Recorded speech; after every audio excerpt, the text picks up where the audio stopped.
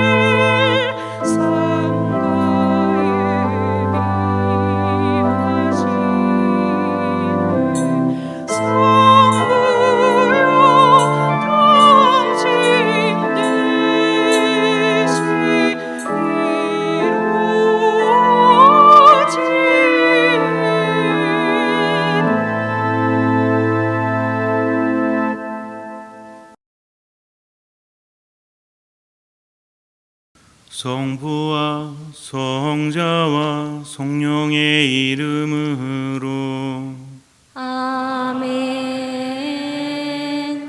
우리 주 예수 그리스도의 은총과 하느님의 사랑과 성령의 친교가 여러분 모두와 함께 또한 사제의 영과 함께 참 예수님, 참미 예수님, 지난 한 주간 주님 안에서 잘 지내셨어요?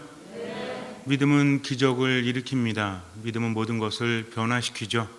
우리는 모두 믿음을 갖기를 원합니다. 그런데 믿음은 무엇일까요?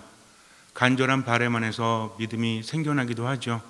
그러나 믿음이라는 것은 기본적으로 하느님과의 관계를 의미합니다. 우리 인생이라는 것은 쉽게 변하지 않습니다. 많은 심리학자들, 많은 철학자들이 말합니다. 그리고 우린 경험으로 그것을 알고 있죠. 아무리 마음을 먹어도 이전의 삶에 영향을 받습니다. 삶에는 흐름이 있어서 쉽게 변하지 않습니다. 그런데 한 가지 한번 생각해 보세요. 관계에 따라서 삶은 변화될 수 있습니다. 누구와 함께하느냐에 따라서 내 마음이 변하고 느낌이 변하고 생각이 변하고 행동이 변화되는 것을 우린 경험하지 않습니까? 중요한 것은 내 스스로는 바꿀 수 없지만 하느님과 함께하면서 하느님을 알고 하느님을 신뢰할수록 삶은 바뀔 수 있는 것이고 그것이 바로 믿음입니다. 믿음이라는 것은 억지로 강제로 강요되어서 생겨나는 것이 아니라 하느님을 알고 또 하느님을 신뢰하고 하느님을 경험하면서 쌓이게 되는 것이죠. 걱정할 필요가 없습니다. 중요한 것은 하느님을 알면 돼요. 알면 할수록 그분을 믿을 수밖에 없고 신뢰할 수밖에 없습니다. 이 사순식이 보내면서 무엇보다도 내가 하느님을 올바로 알 수 있도록 하느님을 체험할 수 있도록 내 자신을 낮추면서 하느님만 바라보면서 이 거룩한 미사 온전히 봉헌하도록 하겠습니다. 형제 자매 여러분, 구원의 신비를 합당하게 거행하기 위하여 우리 죄를 반성합시다.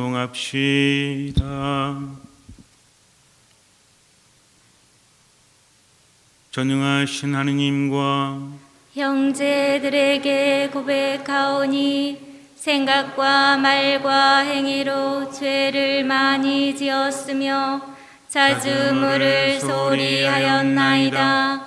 제 탓이요 제 탓이요 저의 큰 탓이옵니다. 그러므로 간절히 바라오니 평생 동정이신 성모 마리아와 모든 천사와 성인과 형제들은 저를 위하여 하느님께 빌어주소서. 전능하신 하느님, 저희에게 자비를 베푸시어 죄를 용서하시고 영원한 생명으로 이끌어 주소서. 아멘.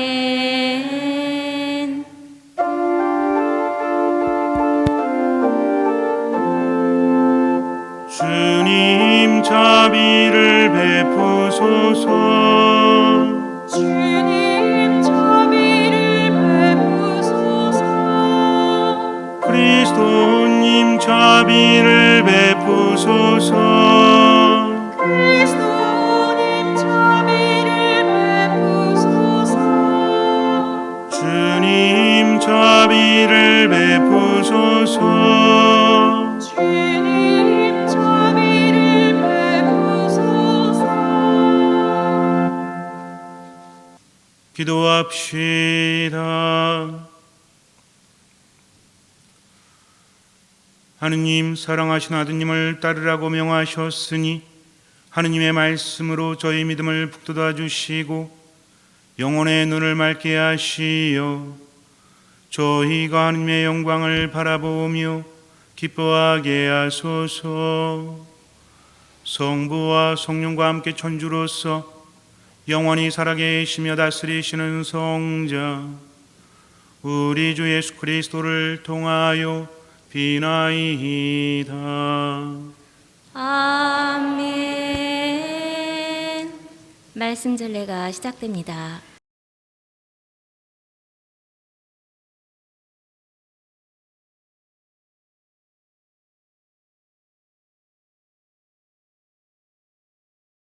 창세기의 말씀입니다.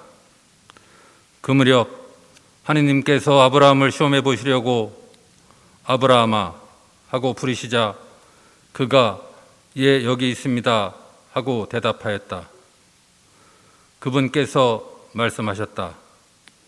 너의 아들 내가 사랑하는 외아들 이삭을 데리고 모리아 땅으로 가거라. 그곳 내가 너에게 일러주는 산에서 그를 나에게 번제물로 바쳐라. 그들이 하느님께서 아브라함에게 말씀하신 곳에 다다르자 아브라함은 그곳에 제단을 쌓고 장작을 얹어 놓았다. 아브라함이 손을 뻗쳐 칼을 잡고 자기 아들을 죽이려 하였다. 그때 주님의 천사가 하늘에서 아브라함아 아브라함아 하고 그를 불렀다. 그가 예 여기 있습니다 하고 대답하자 천사가 말하였다. 그 아이에게 손대지 마라. 그에게 아무 해도 입히지 마라. 내가 너의 아들 너의 외아들까지 나를 위하여 아끼지 않았으니 내가 하느님을 경외하는 줄을 이제 내가 알았다.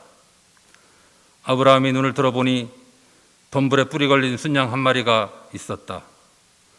아브라함은 가서 그 순양을 끌어와 아들 대신 번제물로 바쳤다. 주님의 천사가 하늘에서 두 번째로 아브라함을 불러 말하였다. 나는 나 자신을 걸고 맹세한다. 주님의 말씀이다. 내가 이 일을 하였으니 곧 너의 아들 너의 외아들까지 아끼지 않았으니 나는 너에게 한껏 복을 내리고 내 후손이 하늘의 별처럼 바닷가의 모래처럼 한껏 번성하게 해주겠다. 너의 후손은 원수들의 성문을 차지할 것이다. 내가 나에게 순종하였으니 세상의 모든 민족들이 너의 후손을 통하여 복을 받을 것이다. 주님의 말씀입니다. 하느님 감사합니다. 나 참으로 비참하구나 되뇌면서도 나는 믿었네. 주님께 성실한 이들의 죽음이 주님 눈에는 참으로 소중하네. 나는 주님 앞에서 걸어가리라. 살아있는 이들의 땅에서 걸으리라. 아 주님, 저는 당신의 종, 당신 요종의 아들, 당신이 제 사슬을 풀어주셨나이다. 당신께 감사제물 바치며 주님 이름 부르나이다. 나는 주님 앞에서 걸어가리라. 살아있는 이들의 땅에서 걸으리라. 모든 백성이 보는 앞에서 주님께 나의 선 채우리라. 주님의 집 앞들에서 예루살렘아 내 한가운데에서 나는 주님 앞에서 걸어가리라. 살아있는 이들의 땅에서 걸으리라.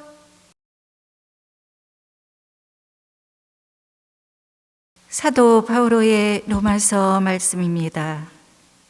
형제 여러분, 하느님께서 우리 편이신데 누가 우리를 대적하겠습니까? 당신의 친아드님마저 아끼지 않으시고 우리 모두를 위하여 내어주신 분께서 어찌 그 아드님과 함께 모든 것을 우리에게 베풀어 주지 않으시겠습니까? 하느님께 선택된 이들을 누가 고발할 수 있겠습니까? 그들을 의롭게 해주시는 분은 하느님이십니다. 누가 그들을 단죄할 수 있겠습니까?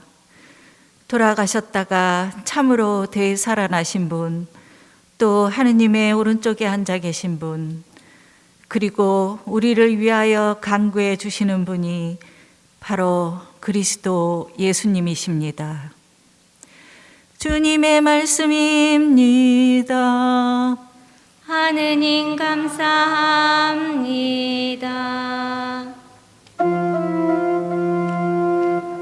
길이요 진리요 생명이신 그리스도님 찬미 받으소서.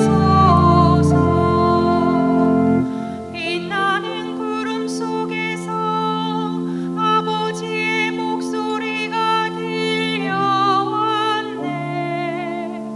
이는 내가 사랑하는 아들이니 너희는 그의 말을 들어라. 길이요 진리요 생명이신 그리스도님 찬미 받으소서. 주님께서 여러분과 함께 또한 사제의 영과 함께 마르코가 전한 거룩한 복음입니다. 주님 영광 받으소서.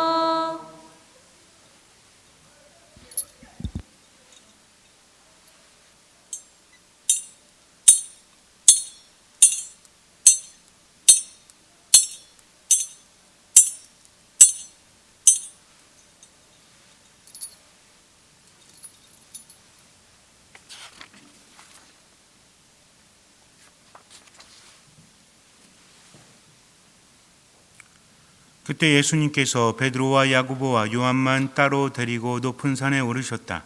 그리고 그들 앞에서 모습이 변하셨다. 그분의 옷은 이 세상 어떤 마전장이도 그토록 하얗게 할 수 없을 만큼 새하얗게 빛났다. 그때 엘리야가 모세와 함께 그들 앞에 나타나 예수님과 이야기를 나누었다. 그러자 베드로가 나서서 예수님께 말하였다. 스승님, 저희가 여기에서 지내면 좋겠습니다.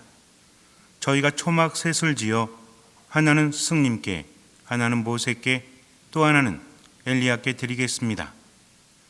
사실 베드로는 무슨 말을 해야 할지 몰랐던 것이다. 제자들이 모두 겁에 질려 있었기 때문이다. 그때 구름이 일어 그들을 덮더니 그 구름 속에서 이는 내가 사랑하는 아들이니 너희는 그의 말을 들어라 하는 소리가 났다. 그 순간 그들이 둘러보자 더 이상 아무도 보이지 않고 예수님만 그들 곁에 계셨다. 그들이 산에서 내려올 때 예수님께서는 그들에게 사람의 아들이 죽은 이들 가운데서 다시 살아날 때까지 지금 본 것을 아무에게도 말하지 말라고 분부하셨다. 그들은 이 말씀을 지켰다.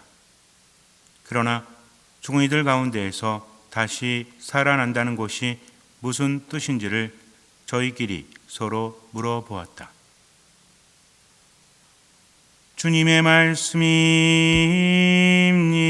말씀입니다. 그리스도님 찬미합니다.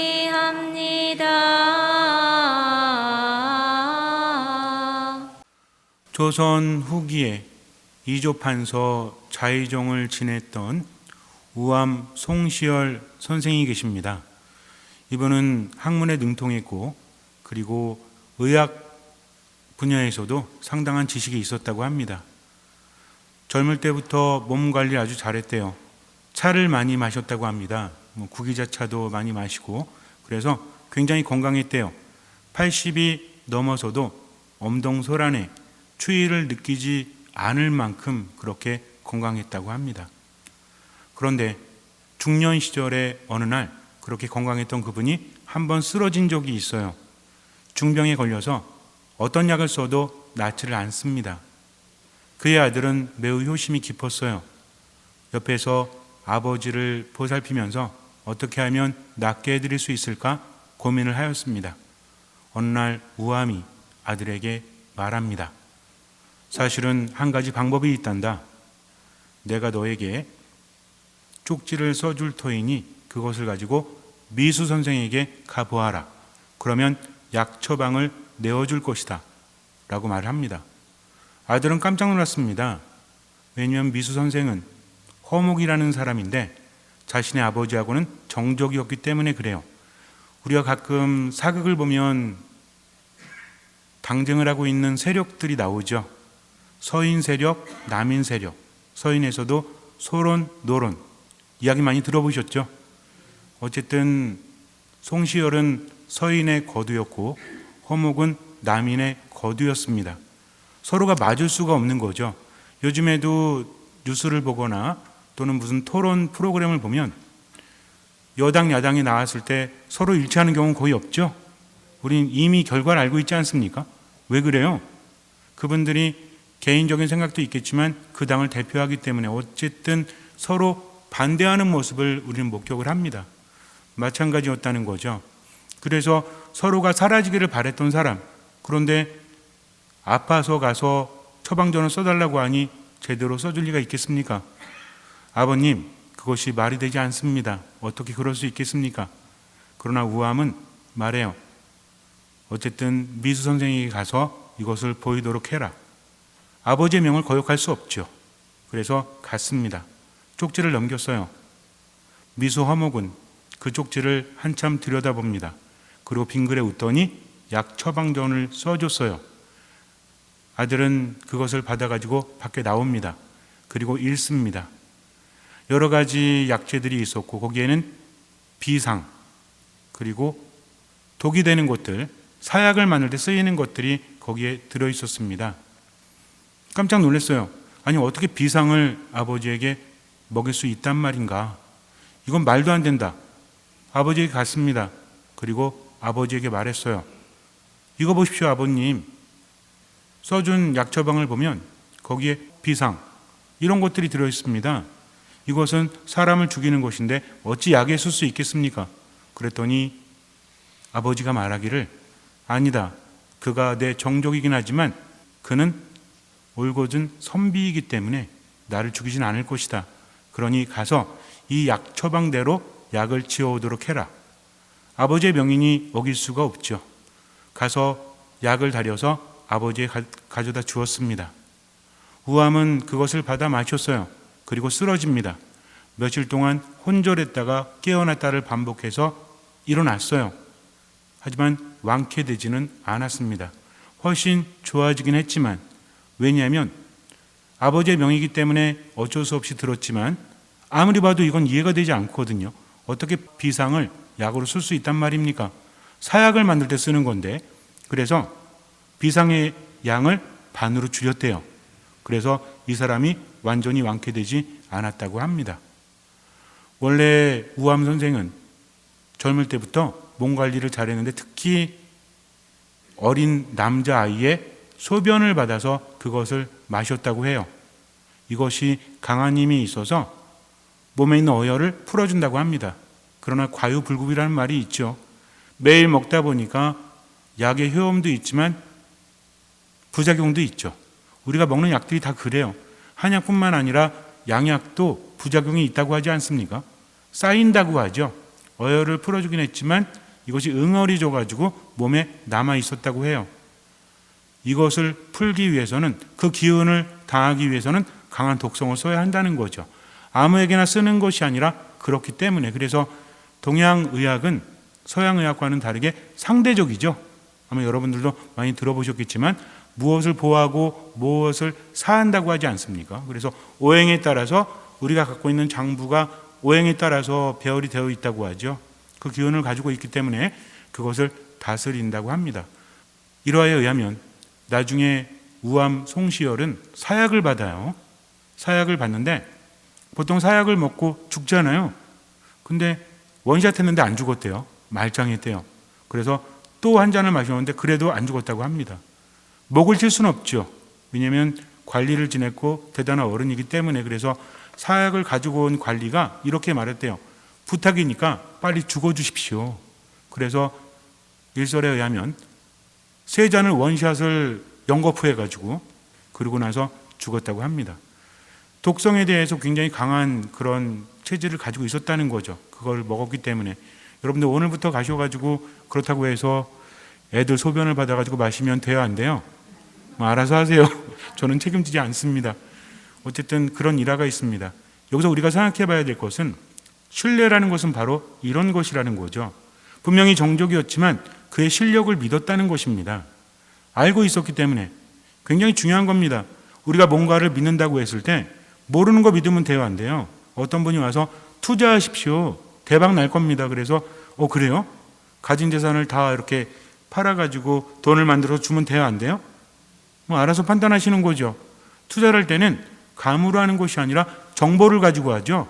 이거 정말 그럴 것이다라는 확신이 섰을 때는, 내가 알고 나서 확신이 섰을 때는 거기에 투자를 하면 돼요. 그러나 제대로 알지 못한다면 안 하는 것이 낫다고 합니다. 마찬가지였죠. 정적이었지만 그의 실력을 알았기 때문에 믿은 겁니다. 그리고 이 사람도 의학적인 지식이 있었기 때문에 만약에 문외한이었다면 절대로 먹지 않았을 거예요. 약처방전을 보면서 스스로 깨달았을 겁니다. 약처방전을 보니까 거기 독성분이 있죠. 근데 자기 몸에 쌓인 것이 반대 성분이라는 것을 왜 몰랐겠습니까? 그래서 믿고 먹을 수 있었다는 거죠. 변수가 있었죠. 아들이었습니다. 아들은 몰랐다는 거예요. 그래서 반으로 줄여서 완쾌가 되지 않았겠죠. 어쨌든 여기에서 굉장히 중요한 것을 우리는 묵상을 해야 합니다. 살아가면서 진짜로 중요한 것은 사람 관계도 그렇고요. 스스로의 인생도 마찬가지예요. 그리고 하느님과의 관계도 마찬가지입니다. 믿음이나 신뢰라는 것은 이렇게 형성이 된다는 거죠. 믿으라고 하니까 그냥 믿습니다. 잘 되지 않아요. 누군들 믿음을 갖고 싶지 않겠어요? 믿음이라는 것은 기적을 일으킨다는 것을 우리는 알고 있어요. 그래서 믿음 갖기를 원합니다. 근데 이게 잘 생기나요? 믿어야지 한다고 해서 생깁니까? 그렇지 않다는 거죠. 세상을 보면서 하느님을 알 수 있고 또 하느님을 제대로 믿을 수 있습니다. 우리가 세상을 살아가면서도 믿음이 언제 생기죠? 아는 것과 경험하는 것, 두 가지가 조합이 되어져야만 생겨나지 않습니까? 사람과의 만남도 마찬가지예요. 어떤 사람을 만나서 그와 깊은 관계가 되고 그를 사랑하고 좋아하고 뭐 이런 우정이나 사랑도 마찬가지죠. 제대로 알지 못하는데, 그 사람을 경험하지 못하는데 어떻게 그것이 깊어질 수 있겠습니까? 그래서 인간이 살아가는데도 두 가지가 필요한데 무엇이다? 아는 것과 경험하는 것들, 이것을 통해서 삶은 더 깊어지지 않아요? 전문가가 되기 위한 기술도 마찬가지죠. 처음엔 다 배웁니다. 많은 사람들이 전공을 하거나 또는 배우면서 운동도 마찬가지고 지식도 마찬가지죠. 근데 처음에는 잘 모르니까 일단은 배우면서 아는 거죠. 그 다음에 어떻게 됩니까? 스스로 경험하면서 그 지식을 자기 것으로 만드는 거죠. 그래서 안다는 것과 체험한다는 것은 매우 중요합니다. 하느님과의 관계도 마찬가지예요. 내가 하느님을 만나서 그분을 알아가는 것 중요합니다. 두 번째는 뭐예요? 하느님 체험을 통해서 우리들의 신앙은 깊어진다는 거죠. 그래서 믿음이라는 것은 내가 뭔가를 하는 것이 아니라 하느님을 알아가면서 온전히 맡길 수밖에 없는 것. 그래서 하느님을 알면서 믿음은 커지게 되고 믿음이 커지면서 기적은 일어납니다. 우리는 흔히 말하죠. 사람의 삶이 그렇게 쉽게 변합니까? 진짜 기적이 뭔지 아세요? 자신의 삶이 변하는 것이거든요. 우리는 바랍니다. 앞으로 이렇게 살아야 되겠다. 근데 쉽지가 않아요. 왜냐하면 지금까지 살아온 내가 있기 때문에 흐름을 바꾼다는 것은 진짜 어렵습니다. 심리학자들은 불가능하다고 말해요. 그러나 우리는 알고 있죠. 언제 우리가 변하죠? 여러분들은 집에서 모습과 성당에서 모습이 같아요? 달라요? 가족들과 함께 있을 때하고 본당 신부와 함께 있을 때하고 같아요? 달라요? 똑같아요? 그러면 본당 신부와 함께 있을 때하고 교황님하고 함께 있을 때하고 같아요? 달라요? 말이 안 통하니 뭐? 그게 아니라 누구와 함께 하느냐에 따라서 내 삶은 바뀔 수밖에 없다는 겁니다. 의식하기 때문에 그렇죠.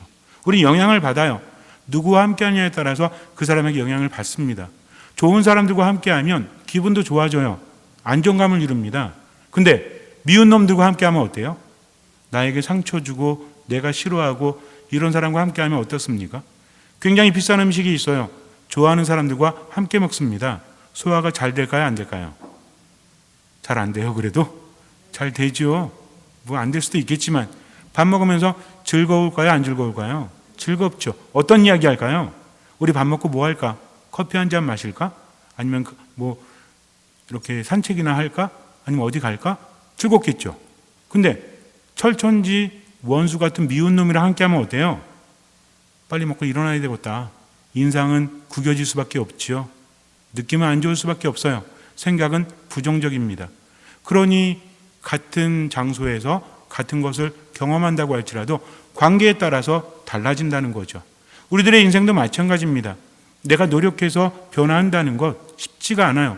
그러나 하느님을 알고 그분을 신뢰하면서부터 내 마음에 평화가 옵니다. 생각이 바뀔 수밖에 없죠. 왜? 듣는 마음으로 머물기 때문에 그래요. 그러다 보니까 인생도 바뀌고 믿음도 생겨나는 겁니다. 부정적인 것 안에서도 어때요? 긍정적인 것을 바라볼 수 있게 되죠. 왜 그렇습니까? 하느님께서 함께 하시기 때문입니다. 죽음의 골짜기를 간다고 할지라도 주님께서 나와 함께 하시면 두렵지 않다는 거죠. 이것이 바로 믿음이에요. 우린 묵상해야 됩니다. 내가 하느님을 믿고 있고 하느님을 알고 있다고 생각하는데 왜 내 삶은 변하지 않지? 그렇다면 뭔가 관계가 제대로 형성되지 않았기 때문이죠. 하느님은 어떻게 알 수 있죠? 말씀을 통해서 알 수 있습니다. 미사를 통해서 알 수 있죠. 들은 거죠. 그 다음에 어떻게 해야 돼요? 스스로 내재화해야 돼요. 그냥 성경만 읽고 미사만 한다고 되는 것이 아니라 큰 것이 주어졌습니다. 어떻게 하면 돼요? 그것을 내가 안으로 받아들이는 거죠. 하느님과 함께 살아가는 겁니다. 신앙이라는 것은 여러 가지로 정의될 수 있지만 가장 중요하고 기본적인 게 뭐라고 했죠? 하느님은 우리와 살기 위해서 세상에 오셨습니다. 그분이 누구십니까? 예수 그리스도라는 거죠. 살아계신 하느님을 만나기 위해서는 들어야 돼요. 그리고 그분을 느껴야 됩니다. 내 옆에 그분이 계신 것처럼 지금을 살아가야 한다는 거죠. 그러면서 깨닫게 돼요. 내게는 불가능한 것들이 하느님께는 가능하구나. 하느님은 나를 나보다 더 잘하시고 나를 나보다 더 사랑하시는구나. 그러니 온전히 맡기고 최선을 다해야지 하면서 살아가는 겁니다. 하느님은 누구보다 나를 잘 아십니다. 나에게 가장 맞는 처방전을 그분을 주신다는 거죠. 어떻게 하면 돼요? 처방전대로 나는 실행하면 돼요. 때로는 이해할 수 없어도 믿음을 가지고 그것을 실행할 때 하느님께서는 그 믿음을 통해서 기적을 일으키십니다. 아브라함과 하느님의 관계도 마찬가지죠. 이것은 신자들이 아닌 분들도 아는 내용이에요. 아브라함에게 하느님께서 뭐라고 하십니까? 네 아들 이삭을 번제물로 바쳐라. 아브라함은 모리아산으로 이삭을 데리고 가죠. 이삭이 보니까 이상하지 않습니까? 왜? 번제물로 바칠 짐승이 안 보이거든요. 아버지 손을 잡고 가면서 아버지에게 묻습니다. 아버지, 우리가 하느님께 제사를 바치는데 번제물로 바칠 짐승은 어디 있습니까? 번제물이 뭐죠? 태워서 하느님께 바치는 거죠. 짐승을 번제물로 바칠 때 어떻게 합니까? 배를 갈라서 내장을 꺼집어내죠. 불에 태워서 하느님께 바칩니다. 지금 아브라함은 아들을 그렇게 해야 돼요. 마음이 착잡하겠죠. 이삭이 그렇게 물었을 때 아마 가슴이 찢어졌을 거예요. 뭐라고 합니까? 하느님께서 손수 마련하신단다. 야훼 이레라고 해요. 어쨌든 이삭은 갑니다. 그럴 때 아브라함은 이삭을 제단 위에 눕히고 칼로 찌르려고 하죠. 그때 주님의 천사가 아이에게 손대지 말라고 합니다. 우리 이런 생각을 해요. 하느님께서 우리를 너무나 사랑하신다면 왜 그래야 돼? 하느님은 인간을 인간보다 더 잘 아신다고 했습니다. 우린 그분의 모상이기 때문에 그래요. 때론 내가 이해할 수 없어도 그분이 우리를 이끌어 주신다는 거죠. 함께하기 때문입니다. 지나가던 어른이 아이를 막 혼낸다면 이건 두 가지 상황이죠. 아이를 잘 몰라요. 그냥 마음에 안 들어서 혼냅니다. 아이에게는 상처가 돼요. 그러나 엄마 아빠는 혼낼 수 있는 거죠. 왜 그래요? 함께 살아가기 때문에 그래요. 신뢰가 있기 때문에 막 혼낼 때 아이가 이러다가 우리 엄마 아빠가 날 죽일지도 몰라 이렇게 생각해요. 생판 모르는 사람이 그렇게 하면 겁을 먹을 수도 있죠. 그러나 아빠 엄마가 한다면 기본적인 신뢰가 있기 때문에 아이는 그걸 상처로 받아들이지 않습니다. 그런 경우가 참 많아요. 부모는 늘 찔리는데 아이는 상처받지 않는 경우도 참 많이 있습니다. 왜냐하면 부모님을 신뢰하기 때문에 그렇다는 거죠. 만약에 하느님께서 어느 날 갑자기 아브라함에게 생뚱맞게 나타나셔가지고 이삭을 제물로 바쳐라. 그렇다면 문제가 있는 겁니다. 그러나 아브라함은 하느님을 알았어요, 몰랐어요? 이미 알고 있지 않았습니까? 아브라함이나 그의 부인 사라나 나이가 너무나 많아가지고 아이를 낳을 수 없었어요. 아브라함은 둘째치고 사라는 이미 태가 다친 지가 꽤 오래가 되었습니다. 할머니죠. 할머니는 아이를 가질 수 없죠. 기본적인 겁니다. 이건 사실입니다. 그런데 하느님께서 아이를 주신다고 했어요. 바로 생기지 않았어요. 엄청 오랜 시간이 흐른 다음에 아브라함이 100살이 되었을 때 이삭이 태어납니다. 사라도 90 정도 됐겠죠. 이것은 무엇입니까? 인간에겐 불가능한 거죠. 하느님의 개입이 있었기 때문에 가능한 일이었어요. 하느님 체험이 있었습니까? 없었습니까? 있었다는 거죠. 우리 분명히 묵상해야 됩니다. 알아야 된다는 거죠. 하느님께서 갑자기 무리한 요구를 하시는 것이 아니라 하느님을 알고 체험한 사람에게 하느님께서는 이런 시험을 하시는 거예요. 얘가 이러나 저러나 볼까? 이런 시험이 아니라 더 많은 것을 주기 위해서. 우리도 그렇지 않습니까? 내가 어떤 사람을 사랑하고 이 사람과 평생을 함께 해야 될 때 정말 이 사람이 내 인생을 맡길 수 있는 사람인지 어느 정도의 시험을 해야 하네요.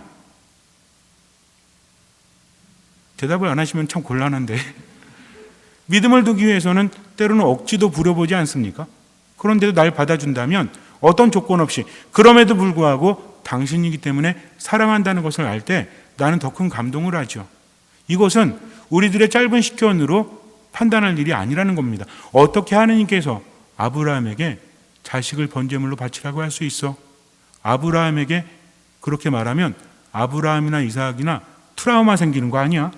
이삭도 그렇잖아요. 갑자기 아버지가 날 죽이려고 그래. 평생 어땠을까요? 아버지만 보면 막 두려워요? 떨려요?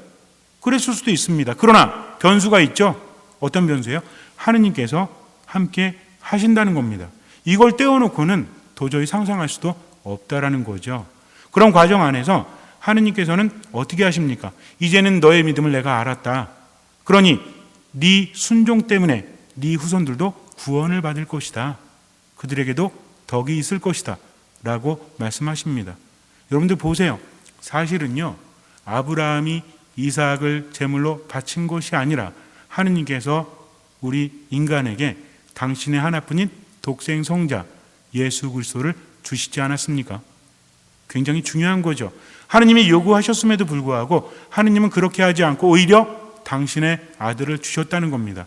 그 사랑을 알지 못한다면 이것은 절대로 이해할 수 없다는 거죠. 예수님이 세상에 오셨어요. 우리 죄를 대신해서 고난당하시고 버림받으시고 십자가에서 돌아가십니다. 나의 하느님 나의 하느님 어찌하여 나를 버리셨나이까 하면서 모든 것을 내려놓고 바치셨다는 거죠. 왜? 우리들의 구원을 위해서. 이것이 바로 하느님의 마음이에요.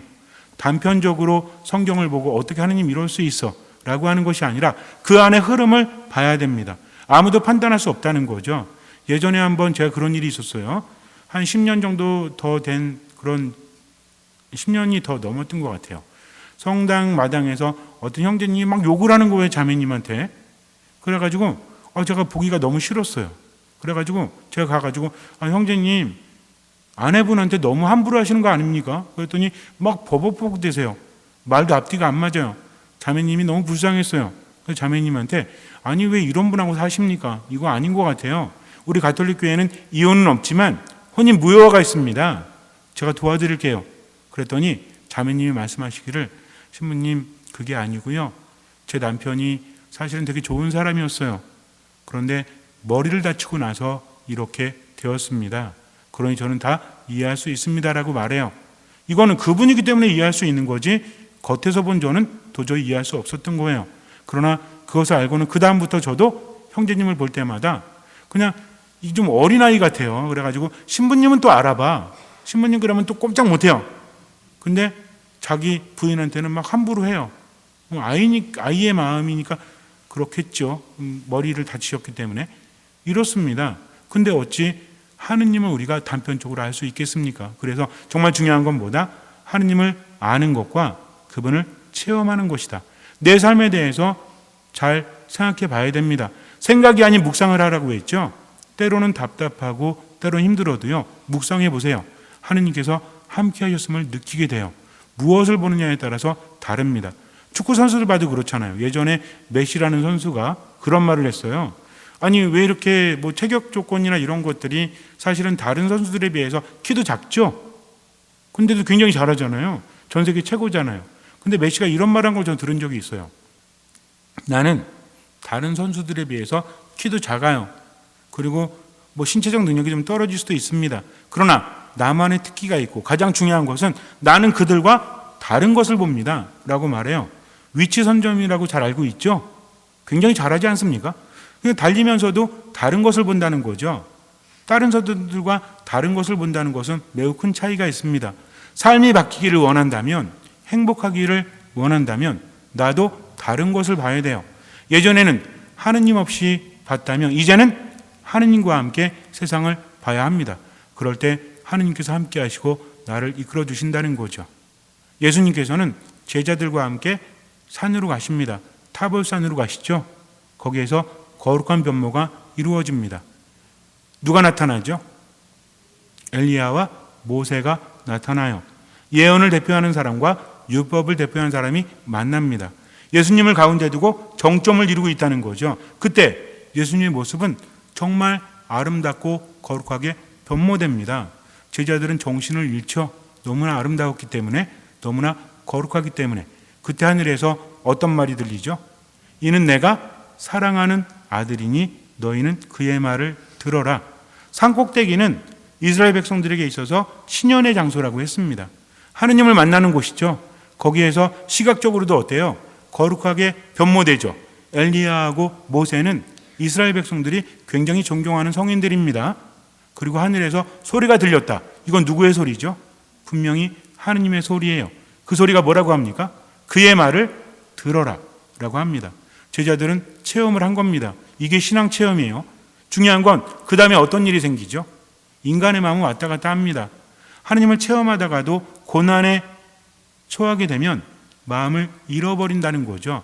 예수님께서 잡히시고 순환당하실 때 제자들은 떨게 돼요. 그러나 그때 떠올립니다. 그래, 우리가 그런 체험을 했지. 그러니까 하느님께 믿음을 둬야지. 이게 바로 신앙 체험이라는 거죠. 우리가 하느님과 함께 하면서 신앙적인 체험이 계속 이어졌으면 좋겠죠. 그러나 그것은 가치가 없는 겁니다. 신앙 체험을 했다면 이제는 뭘 해야 돼요? 내가 믿음을 둬야 한다는 거죠. 그리고 그 믿음을 보여줄 때 상대방은 나에게 더 좋은 것을 줍니다. 인간관계도 마찬가지잖아요. 계속해서 신뢰를 주고 계속해서 잘해주는 건 의미가 없죠. 내가 신뢰를 줬다면 그러면 나를 믿고 따라주고 나를 믿고 참아주고 이렇게 할 때 사랑은 더 커지지 않습니까? 그러면서 완성이 된다는 거죠. 우리들 삶 안에서도 마찬가지입니다. 어디서 하느님을 체험할 수 있죠? 타볼산에 다 가야 돼요? 비행기표 끊어가지고? 아니죠. 하느님 만나는 장소가 있죠? 어디입니까? 이 거룩한 미사예요. 말씀을 묵상하는 겁니다. 그리고 기도하는 거죠. 이럴 때 그 사람은 굉장히 깊어집니다. 마음도 깊어지고 정신도 깊어지고 영혼도 깊어져요. 무엇보다 든든합니다. 누가 함께 하시니까? 하느님께서 함께 하시니까 안정감을 찾죠. 그 다음부터는 고난 앞에서도 흔들릴지언정 그 사람은 뽑히지 않는다는 거죠. 이것이 바로 신앙입니다. 여러분들도 마찬가지예요. 사순시기 보내면서 하느님과 함께하는 거 중요합니다. 정말 중요합니다. 시간 돼서 성당에 왔다가 집으로 갔다가 그 자체만으로 끝나면 안 돼요. 하느님께서 함께 하심을 알기 때문에 성당에서도 함께 하시고 어디서도 내 삶 한가운데서도 어떤 하느님? 나보다 나를 더 잘 아시는 하느님, 나를 나보다 더 사랑하시는 하느님. 그러니까 어떻게 해야 되겠다? 하느님의 방식은 내 방식과 다르니까 온전히 맡기고 최선을 다해야 되겠다. 때론 넘어지겠지만 하느님 믿고 일어나서 걸어가야 되겠다 하면서 내 마음에 생기를 달라고 하세요. 삶이 힘들어가지고 아유 정말 힘들어서 못 살겠네 죽겠네 이러지 말고 하느님 제가 지금 너무 힘듭니다. 그러니 저에게 힘을 주십시오. 저에게 생기를 주십시오. 저에게 지혜를 주십시오. 그리고 오늘을 살아갈 힘을 주십시오. 내일은 또 내일 청하겠습니다 하면서 살아갈 때 하느님께서는 함께 하시면서 내 삶을 이끌어 주십니다. 그럴 때요 내 삶의 경험들이 체험이 되고 하느님을 더 깊이 알게 되고 그런 것들은 믿음이 되어서 내 삶의 기적을 일으킬 수밖에 없다는 거죠. 믿음은 뭐라고 했죠? 믿음은 내 심장을 하느님께 드리는 거다. 이미 심장을 드렸다면 그 다음은 판단하면 안 돼요. 내 안에 있는 몸 안에 있는 심장을 꺼내서 드린다는 것이 아니라 이 심장이라는 것은 동시에 어떤 의미를 가지고 있는다고 했죠? 참 재미있는 게 라틴어도 그렇고 우리말도 비슷해요. 우리도 심장 그럼 뭘 생각하죠? 내 심장을 너에게 줄게. 사랑하는 사람한테 내 심장을 너한테 줄게 기다려봐 하고 배 갈라요? 뭘 준다는 얘기야? 내 마음을 온전히 너에게 줄게. 내 마음에는 온전히 너뿐이 없어. 이게 심장을 주는 표현이죠? 이런 것도 안 해보셨나? 그래요. 하느님께도 마찬가지입니다. 심장을 드렸다면 믿고 지금을 살아가면 돼요. 그리고 나머지는 맡기면 된다는 겁니다. 잠시 눈을 감으세요. 하느님은 우리에게 당신을 알려주십니다. 그리고 체험을 하게 해주시죠. 중요한 것은 내가 그것을 못 보고 못 듣기 때문입니다. 듣는 마음을 하느님께 청하세요. 보이는 대로 세상을 보는 것이 아니라 숨겨진 하느님을 찾을 수 있도록 하느님께 진정한 지식과 체험을 청하도록 하십시오. 생각이 아닌 묵상을 하면서 매 순간순간 살아가세요. 그저 그때그때만 살아가면 돼요. 나머지는 주님께 맡기십시오. 주님께서는 그 믿음을 보시고 우리 삶에 놀라운 기적을 일으켜 주실 것입니다. 아멘. 모두 일어서십시오. 전능하신 천주 성부 천지의 창조주를 저는 믿나이다. 그 외아들 우리 주 예수 그리스도님 성령으로 인하여 동정 마리아께 잉태되어 나시고 본시오 빌라도 통치 아래서 고난을 받으시고 십자가에 못 박혀 돌아가시고 묻히셨으며 저승에 가시어 사흘날에 죽은 이들 가운데서 부활하시고 하늘에 올라 전능하신 천주 성부 오른편에 앉으시며 그리로부터 산이와 죽은 이를 심판하러 오시리라 믿나이다. 성령을 믿으며 거룩하고 보편된 교회와 모든 성인의 동공을 믿으며 죄의 용서와 육신의 부활을 믿으며 영원한 삶을 믿나이다. 아멘. 형제 자매 여러분, 예수님의 영광스러운 변모로 우리의 부활을 미리 보여주신 하느님 아버지께 감사드리며 간절한 바람을 아뢰읍시다. 교회를 위하여 기도합시다. 거룩하신 주님, 주님의 백성인 교회를 거룩하게 지켜주시어 교회가 주님의 가르침에 따라 충실히 살아가며 복음 선포를 위하여 기꺼이 몸바치게 하소서. 주님, 저희의 기도를 들어주소서. 공직자들을 위하여 기도합시다. 빛이신 주님, 봉사의 사명을 충실히 수행하는 공직자들을 굽어 살피시어 그들이 모든 사람의 존엄과 권리를 기억하며 주님의 진리를 따라 공동선 실현에 앞장서게 하소서. 주님, 저희의 기도를 들어주소서. 소외된 이들을 위하여 기도합시다. 위로자이신 주님, 과학기술의 발전과 풍요에서 오히려 소외된 이들을 위로하시고 저희가 그들의 어려움에 공감하며 더불어 살아갈 수 있도록 이끌어 주소서. 주님, 저희의 기도를 들어주소서. 본당 단체들을 위하여 기도합시다. 인도자이신 주님, 주님 순환의 뜻을 마음에 새기며 사순 시기를 지내는 저희 본당 단체들을 살펴주시어 서로 희생하고 양보하며 주님 부활을 준비하게 하소서. 주님, 저희의 기도를 들어주소서. 자애로우신 주님, 주님께서 구원하시고 거룩히 살게 하시려고 부르신 주님의 자녀들의 기도를 기꺼이 들어주소서. 우리 주 그리스도를 통하여 비나이다. 아멘. 모두 앉으십시오.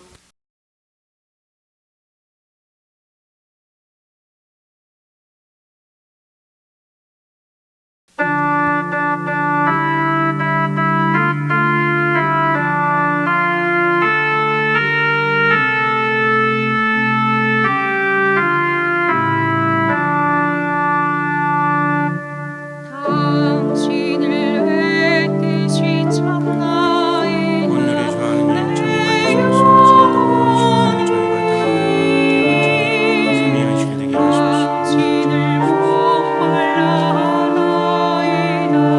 내 영혼이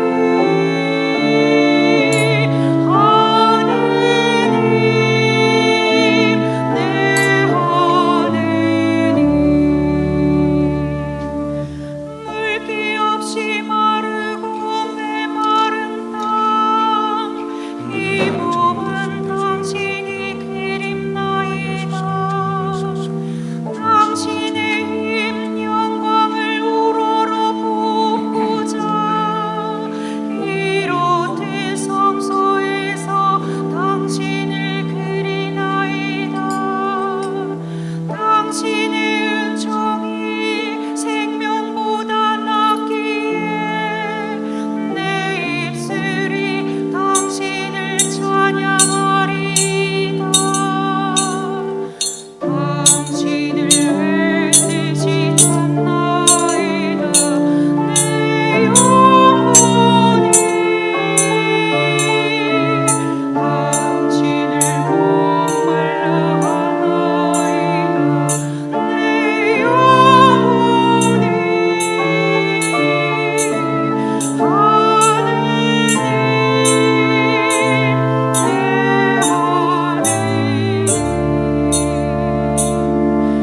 이 목숨 다도록 당신을 찬양하며 당신 이름 부르며 두 손치 올리다. 하느님,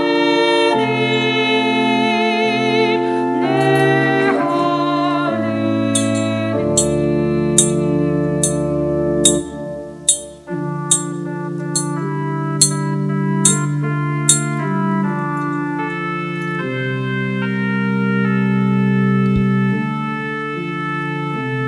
모두 일어서십시오.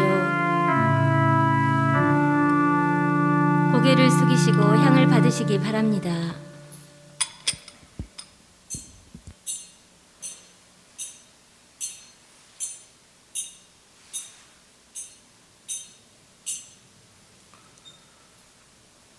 형제 자매 여러분, 우리가 바치는 이 제사를 전능하신 하느님 아버지께서 기꺼이 받아주시도록 기도합시다. 사제 손으로 바치는 이 제사가 주님의 이름에는 찬미와 영광이 되고 저희와 온 교회는 도움이 되게 하소서. 주님이 이 제사로 저희 죄를 깨끗이 씻어주시고 저희의 몸과 마음을 거룩하게 하시어 파스카 축제를 합당히 준비하게 하소서. 우리 주 그리스도를 통하여 비나이다.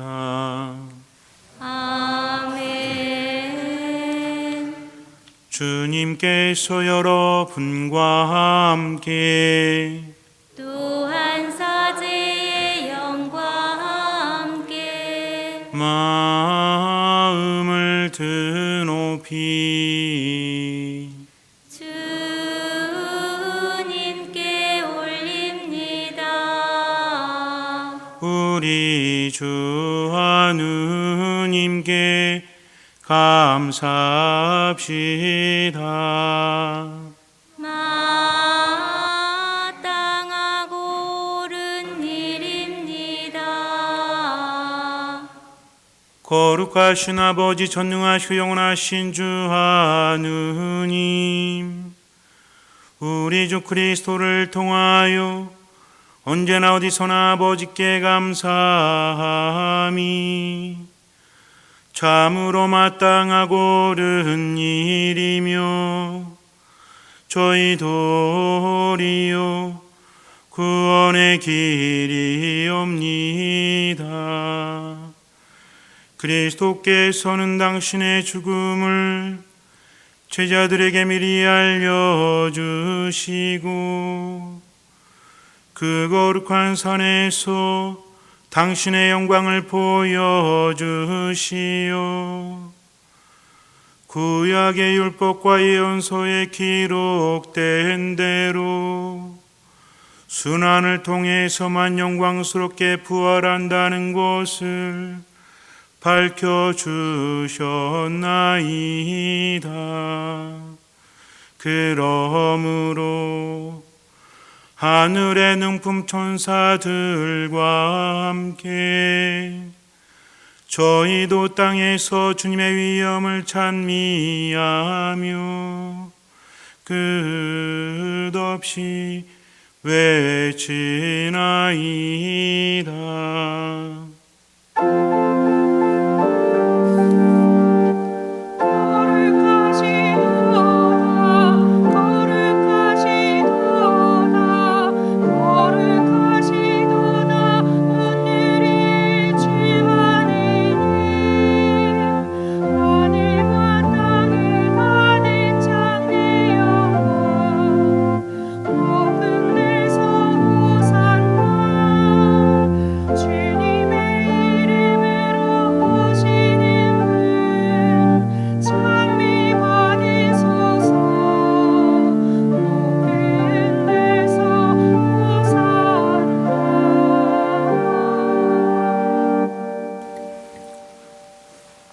거룩하신 아버지께서는 모든 거룩함의 셈이시옵니다. 간구하오니 성령의 힘으로 이 예물을 거룩하게 하시어 우리 주 예수 그리스도의 몸과 피가 되게 하소서. 스스로 원하신 순환이 다가오자 예수님께서는 빵을 들고 감사를 드리신 다음 쪼개어 제자들에게 주시며 말씀하셨나이다. 너희는 모두 이것을 받아 먹어라. 이는 너희를 위하여 내어줄 내 몸이다.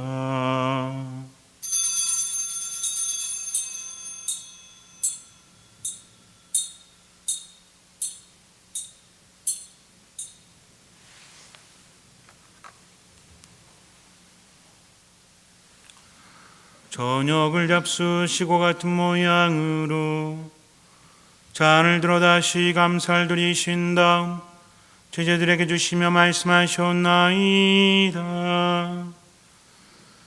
너희는 모두 이것을 받아 마셔라. 이는 새롭고 영원한 계약을 맺는 내 피의 잔이니 죄를 사하여 주려고 너희와 많은 이를 위하여 흘릴 피다. 너희는 나를 기억하여 이를 행하여라.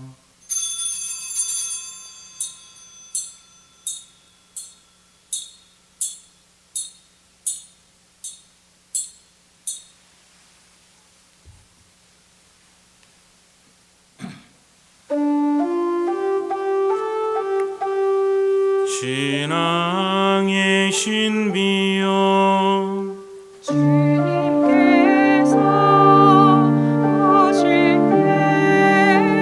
때까지 이 빵을 먹고 이 잔을 마실 적마다 주님의 죽음을 전하나이다. 아버지, 저희는 그리스도의 죽음과 부활을 기념하며 생명의 빵과 구원의 잔을 봉헌하나이다. 또한 저희가 아버지 앞에 나와 봉사하게 하시니 감사하나이다. 간절히 청하오니 저희가 그리스도의 몸과 피를 받아 모시어 성령으로 모두 한 몸을 이루게 하소서. 주님, 온 세상에 널리 퍼져 있는 교회를 생각하시어 교황 프란치스코와 저희 중에 마티아와 리노와 요한과 모든 성직자와 더불어 사랑의 교회를 이루게 하소서. 부활의 희망 속에 고이 잠든 교우들과 세상을 떠난 다른 이들도 모두 생각하시어 그들이 주님의 빛난 얼굴을 배우게 하소서. 저희에게도 자비를 베푸시어 영원으로부터 주님의 사랑을 받는 하느님의 어머니 복되신 동정 마리아와 그 배필이신 성 요셉과 복된 사도들과 모든 성인과 함께 영원한 삶을 누리며 성자 예수 그리스도를 통하여 아버지를 찬양하게 하소서.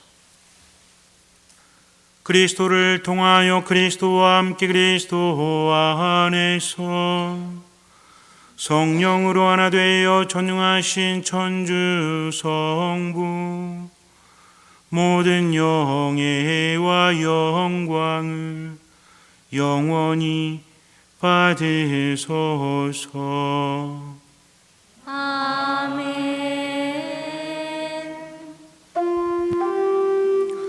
하느님의 자녀 되어 구세주의 분부대로 삼가래오니 하늘에 계신 우리 아버지의 이름이 거룩히 빛나시며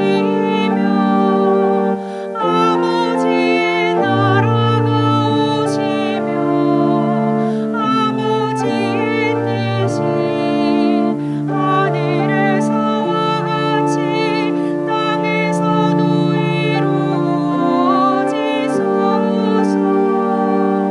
오늘 저희에게 일용할 양식을 주시고 저희에게 잘못한 일을 저희가 용서하오니 저희 죄를 용서하시고 저희를 유혹에 빠지지 않게 하시고 악에서 구하소서. 주님, 저희를 모든 악에서 구하시고 한평생 평화롭게 하소서. 주님의 자비로 저희를 언제나 죄에서 구원하시고 모든 시련에서 보호하시어 복된 희망을 품고 구세주 예수 그리스도의 재림을 기다리게 하소서. 주님께 나라와 권능과 영광이 영원히 있나이다. 주 예수 예수 그리스도님 일찍이 사도들에게 말씀하시기를 너희에게 평화를 두고 가며 내 평화를 주노라 하셨으니 저희 죄를 헤아리지 마시고 교회의 믿음을 보시어 주님의 뜻대로 교회를 평화롭게 하시고 하나 되게 하소서. 주님께서는 영원히 살아계시며 다스리시나이다. 아멘. 주님의 평화가 항상 여러분과 함께 또한 사제의 영과 함께 평화 인사를 나눕시다. 평화를 빕니다.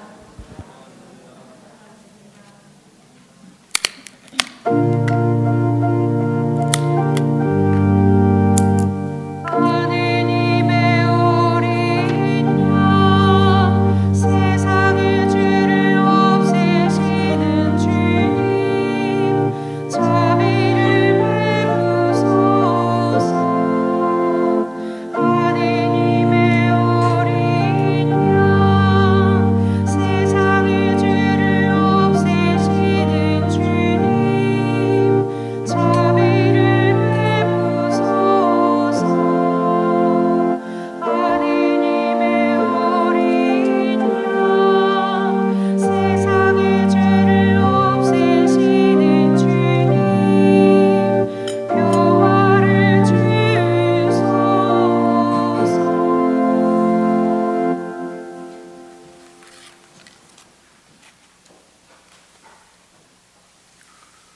보라, 하느님의 어린 양 세상의 죄를 없애시는 분이시니 이 성찬에 초대받은 이는 복되도다. 주님 제 안에 주님을 모시기에 합당치 않사오나 한 말씀만 하소서. 제 영혼이 곧 나으리다.